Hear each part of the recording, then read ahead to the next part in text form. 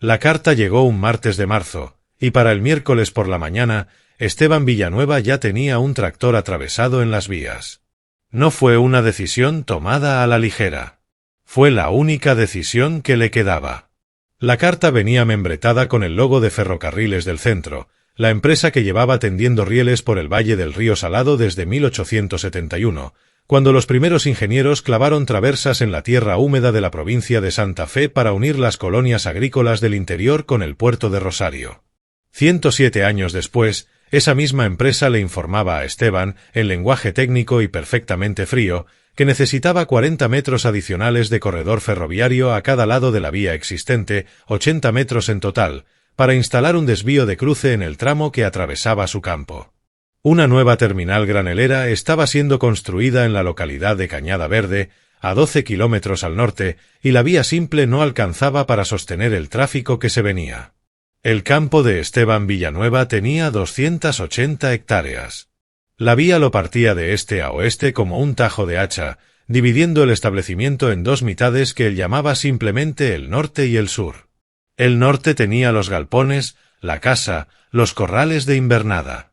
El sur tenía los potreros de recría y, sobre todo, el pastizal. 22 hectáreas de campo natural que su abuelo Ernesto había reservado deliberadamente, negándose a arar esa franja porque entendía que el suelo era frágil ahí abajo, cerca de la cañada, y que valía más con pasto permanente que con soja por 2 temporadas y erosión por siempre. Lo que unía el norte y el sur era un paso inferior que Ernesto Villanueva había construido en 1928, un año antes del crack del 29, cuando todavía se conseguía mano de obra barata y el cemento valía menos que el optimismo.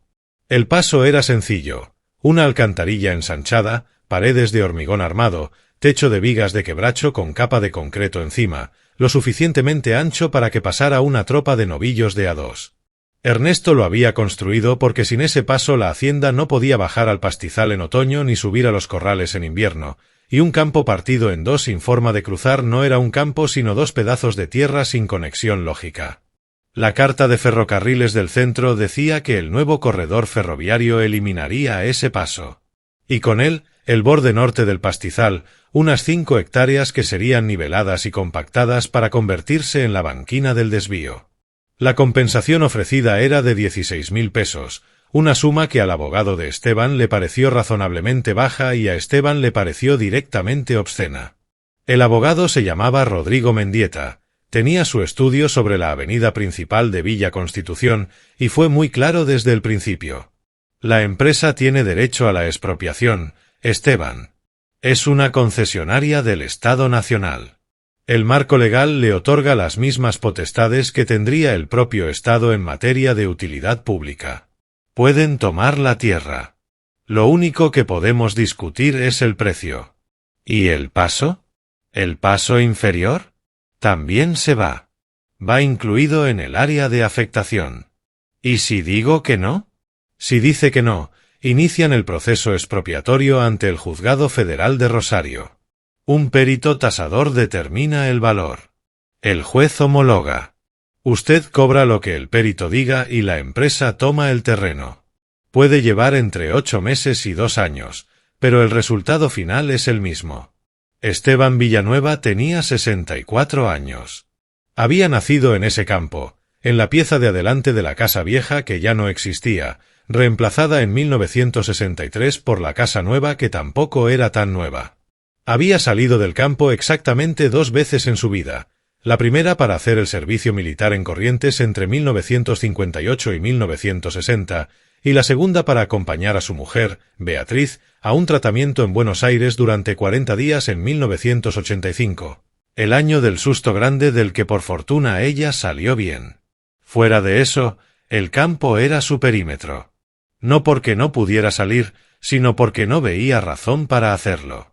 Esa tarde volvió manejando la camioneta por el camino de tierra, cruzó el paso inferior con las ruedas chirriando sobre el barro de los bordes y estacionó frente a la casa. Beatriz estaba en la galería pelando choclos para la cena. Le contó lo que había dicho el abogado sin rodeos ni suavizantes. Beatriz escuchó todo sin interrumpirlo. Cuando él terminó, ella dejó el choclo sobre la pila, se limpió las manos en el delantal y dijo algo que Esteban no esperaba, no porque fuera irracional, sino porque era tan exacta que dolía. Tu abuelo construyó ese paso con sus propias manos. Tu padre lo reforzó en el 56 cuando el hormigón empezó a descascararse. Vos lo pintaste de cal 3 veces. Y ahora una empresa que necesita más espacio para sus trenes nos ofrece lo mismo que costaría media docena de vaquillonas para que desaparezca todo eso. ¿Y hay una ley que dice que tienen razón? Eso parece. Entonces la ley está equivocada. No el campo. Esteban la miró. Llevaban 41 años casados. Beatriz había opinado muchas veces sobre el campo, sobre los cultivos, sobre cuándo vender y cuándo aguantar. Pero había algo en el tono de esa frase que era diferente. No era una opinión. Era una frontera. No dejes que se lleven ese paso, Esteban. Él no respondió de inmediato. Miró hacia el sur, hacia donde la línea del horizonte se quebraba levemente en el lugar donde las vías brillaban a contraluz. Luego entró a la casa, calentó agua para el mate y se quedó hasta la medianoche sentado a la mesa de la cocina con el mapa catastral extendido delante, una regla, un lápiz y 50 años de conocimiento de cada metro de ese suelo. A las 6 de la mañana del miércoles sacó el tractor. Era un Fiat 650 del año 1971. Blanco, aunque la pintura ya era más una intención que una realidad. Pesaba alrededor de 4 toneladas, tenía una barra de tiro que podía anclar un árbol y un freno de estacionamiento que Esteban había ajustado él mismo el otoño anterior. Lo llevó por el camino interno, cruzó el paso inferior por última vez esa mañana, subió por la banquina sur y posicionó el tractor perpendicular a las vías. Ruedas delanteras sobre el riel norte, ruedas traseras sobre el riel sur, el capot apuntando al oeste. Apagó el motor. Bajó de la cabina. Se sentó en el riel mirando hacia el norte, la dirección desde la que venían los trenes de carga matutinos, y esperó. El primer tren llegó a las 7:53. Era un convoy de carga con 72 vagones graneleros que venía de Rufino con destino al puerto. El maquinista lo vio desde casi 1 kilómetro de distancia, vio la silueta blanca atravesada en la vía, y supuso que era un tractor abandonado o volcado en un accidente. Comenzó a frenar. Mientras el tren perdía velocidad, se fue dando cuenta de que el tractor estaba derecho, bien posicionado, y que había un hombre sentado en el riel con los brazos cruzados mirándolo llegar. El tren se detuvo a 180 metros. El maquinista tocó la bocina 3 veces. Esteban no se movió. El guarda bajó del último vagón y caminó hasta donde estaba el hombre sentado. Señor, está bloqueando la vía. Esto es una vía nacional. Lo sé. Está cometiendo un delito federal. Obstrucción del servicio público. Es posible. ¿Va a retirar el tractor? No por ahora. El guarda volvió al tren y llamó por radio al jefe de tráfico regional. En menos de 1 hora había 3 personas más en el lugar, el jefe de tráfico, un capataz de vías y un abogado joven que trabajaba en el Departamento Legal de Ferrocarriles del Centro en Rosario y que había manejado 100 kilómetros a una velocidad que el límite de la ruta desaprobaba. El abogado se llamaba Nicolás Ferreira. Tenía 31 años, el traje gris bien planchado ya salpicado de barro de los costados de la vía, y la certeza jurídica de quien sabe que tiene todos los textos legales de su lado. Señor Villanueva, soy el doctor Ferreira, representante legal de Ferrocarriles del Centro. Usted está obstaculizando un servicio público concesionado por el Estado Nacional. Eso constituye una infracción penal contemplada en el Código Penal y en la Ley de Seguridad Ferroviaria. Le exijo que retire el vehículo de inmediato. Esteban lo miró. Era un chico. Bien intencionado, probablemente. Pero un chico. Mire, doctor. Yo llevo aquí desde las 6 de la mañana. Llevo en este campo desde que tenía 4 años. Y llevo mirando estas vías desde antes de que usted naciera. Así que permítame explicarle algo con calma. Señaló el tractor. Este tractor está posicionado dentro del corredor de servidumbre original, los 20 metros de cada lado del eje de la vía que la empresa ya tiene concedidos. No estoy sobre tierra mía propia, en ese sentido. Pero lo que sí es mío, completamente mío, Está justo ahí detrás. Señaló el paso inferior, visible a 50 metros. Eso es un paso construido por mi abuelo en 1928. Con permiso de la entonces Compañía Ferroviaria del Litoral, que era la concesionaria de ese momento. Hay documentación de ese permiso en el registro de la propiedad de Villa Constitución. Y la carta que recibí antes de ayer me dice que ese paso va a desaparecer junto con 5 hectáreas de mi pastizal para que ustedes pongan un desvío que podría ir por otro lado. Nicolás Ferreira abrió la boca. La cerró. Volvió a abrirla. Señor Villanueva, su desacuerdo con la traza del proyecto no lo autoriza a... Llame a la policía. La estoy esperando. Nicolás llamó a la comisaría de Villa Constitución.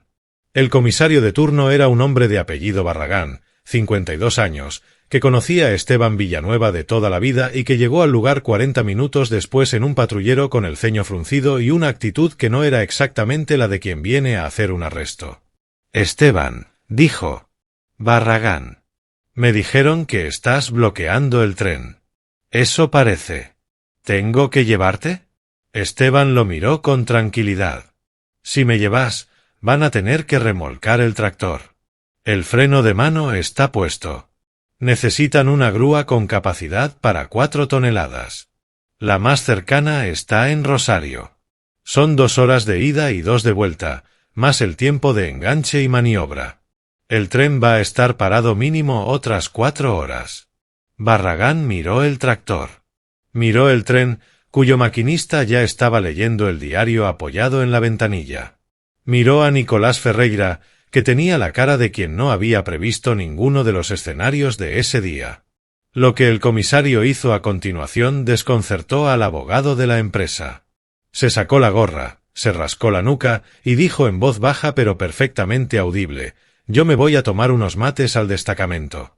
Estaré de vuelta en un par de horas. Les recomiendo que usen el tiempo en buscar una solución que no requiera mi intervención». Y se fue. Nicolás Ferreira se quedó parado entre las vías, con los zapatos arruinados y la certeza jurídica un poco más opaca que 2 horas antes, entendiendo que estaba en un territorio donde el agente del orden era vecino del granjero y la empresa era la que llegaba de afuera. Lo que siguió duró 5 meses. Esteban no puso el tractor en las vías todos los días, pero lo puso suficientes veces como para que la empresa entendiera que el asunto no iba a resolverse solo.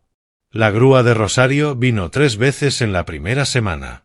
Cada remolque costaba entre 2.000 y 3.000 pesos, más el tiempo del maquinista, más la demora del convoy, más las notas que empezaron a aparecer en los diarios. El titular del diario local fue: «Productor de Villa Constitución planta tractor en las vías para defender su campo». El del diario de Rosario fue más largo pero igualmente efectivo. Solo contra el ferrocarril, un productor santafesino se niega a ceder su paso centenario. Desde ahí lo tomaron 3 radios, 2 canales de televisión regional y finalmente el Servicio de Noticias Nacional. Las cartas empezaron a llegar al campo. Cientos de ellas. Productores de Entre Ríos, de Córdoba, de Buenos Aires. Gente que había perdido tierra por expropiaciones de rutas, de gasoductos, de líneas de alta tensión. Gente que había cobrado lo que el tasador dijo, firmado donde le dijeron que firmara y cargado con esa derrota el resto de su vida. Ahora veían a un hombre de 64 años que no había firmado nada y que cada mañana ponía un tractor blanco en las vías como quien dice hoy tampoco. Beatriz respondía el teléfono. Esteban respondía las cartas, a mano, con la letra apretada y pareja que las monjas le habían enseñado en la escuela de campo cuando tenía 8 años. Una periodista de un medio agrario nacional llamada Valeria Suárez vino al campo y se sentó 3 horas en la cocina con ellos. Le preguntó a Esteban por qué no aceptaba la compensación y construía un paso nuevo en otro lugar. «No hay otro lugar», dijo Esteban. «Mi abuelo eligió ese punto después de probar otros 2. Al oriente hay una napa que aflora en primavera y hace barro durante 4 meses. Al occidente el terreno baja demasiado y en un año de lluvia queda bajo agua. El punto donde está el paso ahora es el único con tosca firme en la base y drenaje natural. Ernesto no lo eligió por capricho.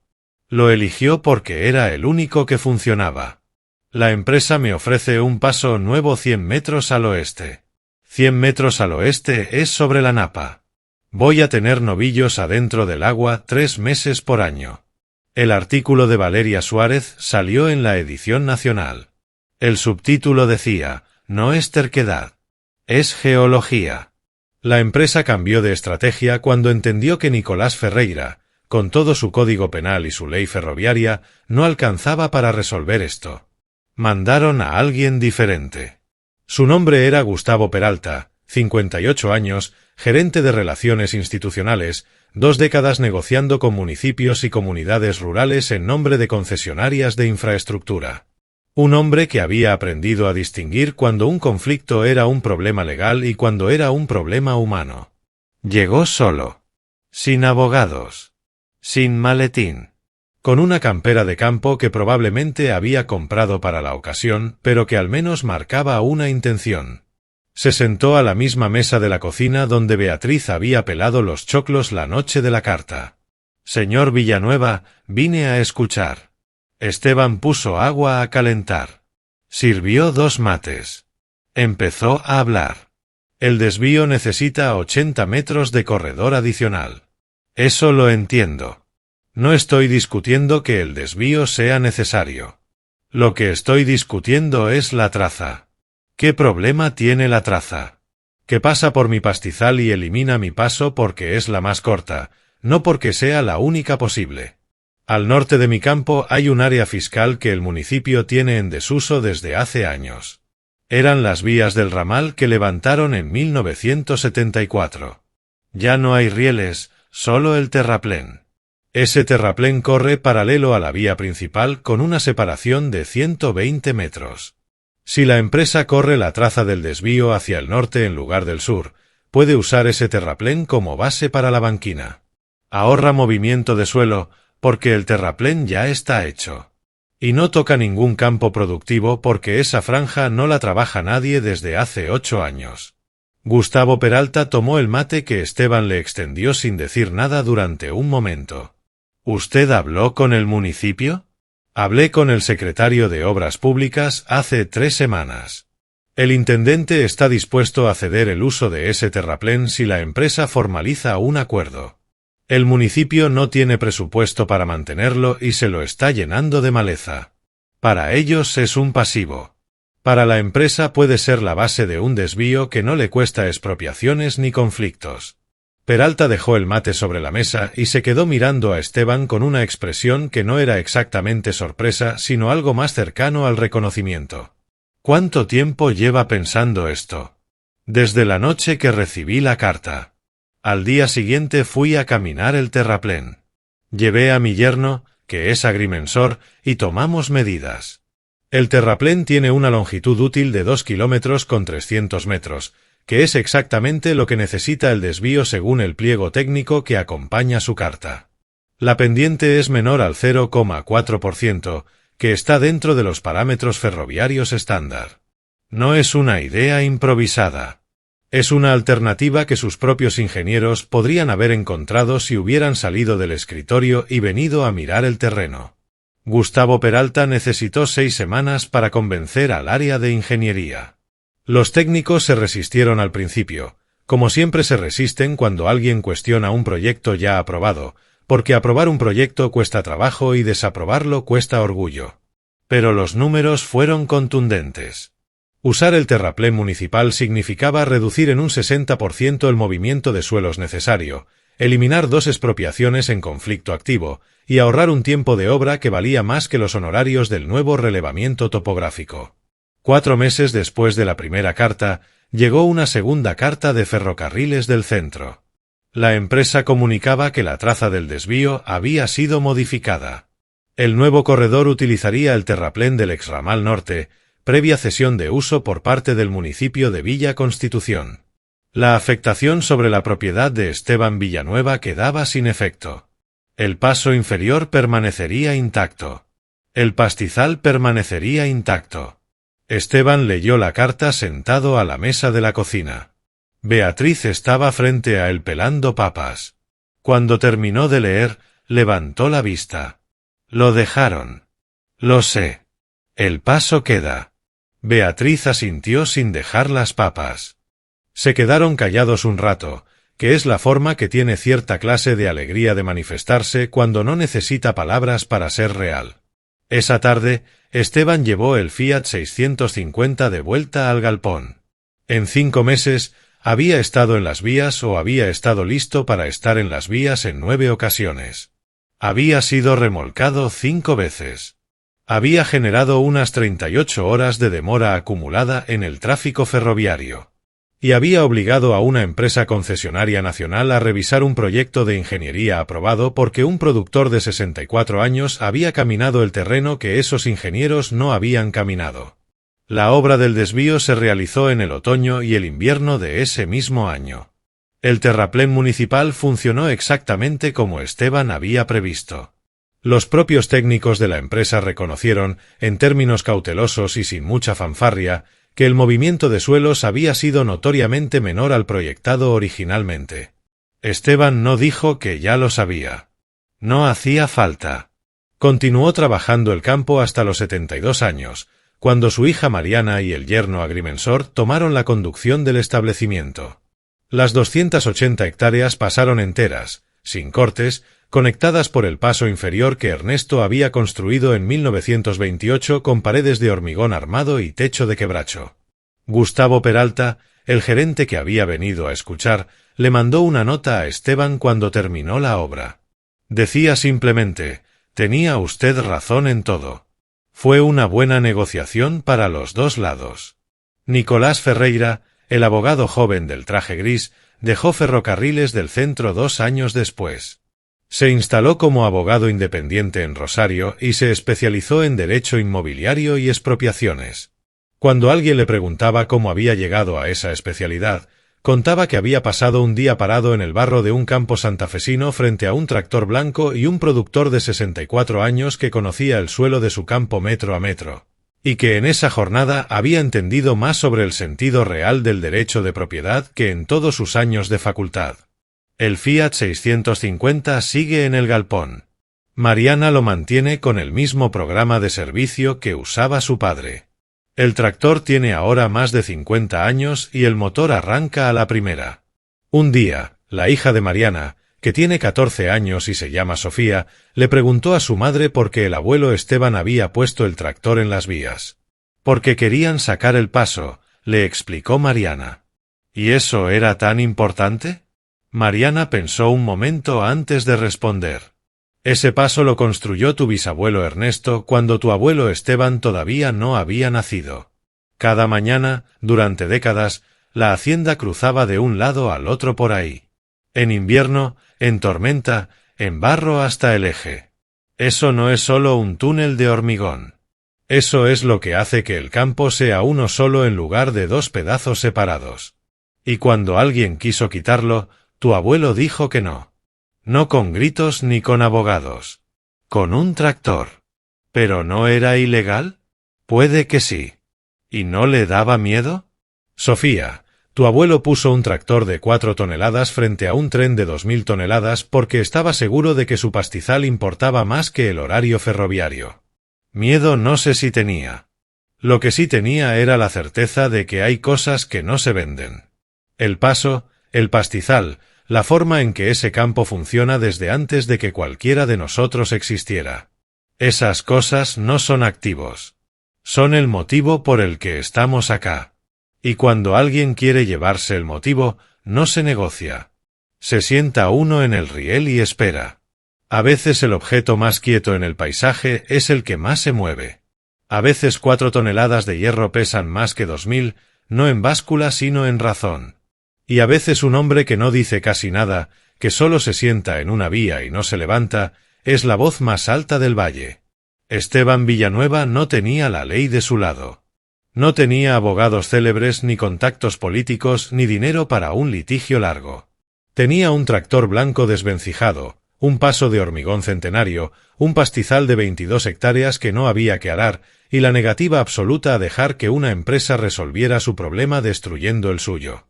La empresa mandó un tren. Esteban mandó un tractor. El tren fue el que tuvo que cambiar de camino.